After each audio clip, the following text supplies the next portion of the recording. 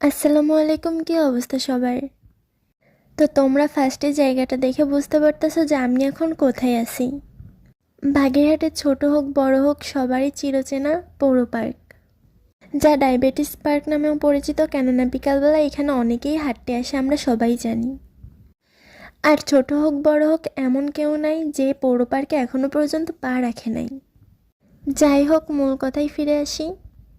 পৌর পার্কে কিছুদিনের ভিতরে একটা মেলা শুরু হবে। পিঠা উৎসব সম্ভবত, আমার ঠিক জানা নাই। মেলাটা হবে, আপনারা অনেকে জানেন আবার অনেকে জানেন না, তো ভাবলাম একটা ভিডিও শেয়ার করি। তো আজকে চলে আসছি সন্ধ্যার দিকে পৌর পার্কে। এসে তো দেখি যে আস্তে আস্তে সব কিছুর দোকানপাট ঠিক করতেছে, সব মাল দোকানে উঠাচ্ছে, এখনও পর্যন্ত সব কিছু ঠিক করা হয় নাই।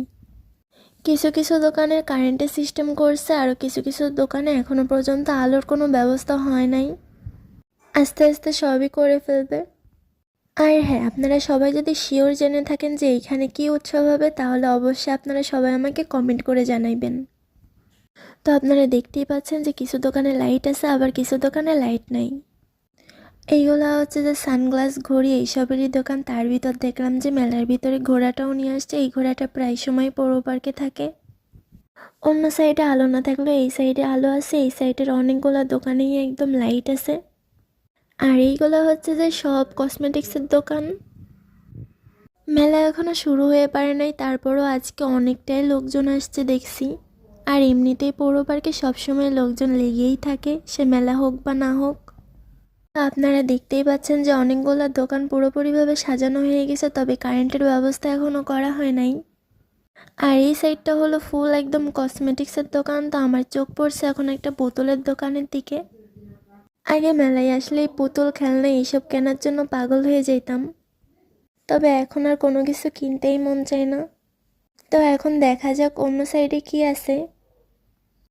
অন্য সাইডে আর কী থাকবে, কেননা এখানে সবগুলাই কসমেটিক্সের দোকান। তবে আমার দেখা মতে কসমেটিক্সের দোকানগুলো পুরাভাবে হয়ে গেছে, তবে অন্য দোকানগুলো এখনও ঠিকভাবে হয় নাই। আর এই হচ্ছে যে এই মেলার মেইন জিনিস, নৌকা।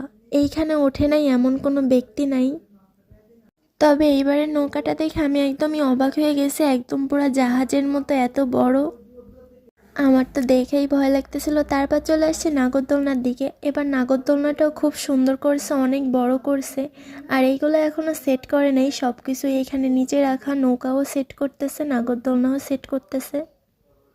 আর দেখেন এবার নাগরদোলনাটা কতটা বড় করছে, কতটা উঁচা করছে। তারপর চোখ পড়ছে আরেকটা রাইডের দিকে, এটা আসলে কি আমার জানা নাই। ফুল জায়গাটায় কিছু জায়গায় আলো সেট করে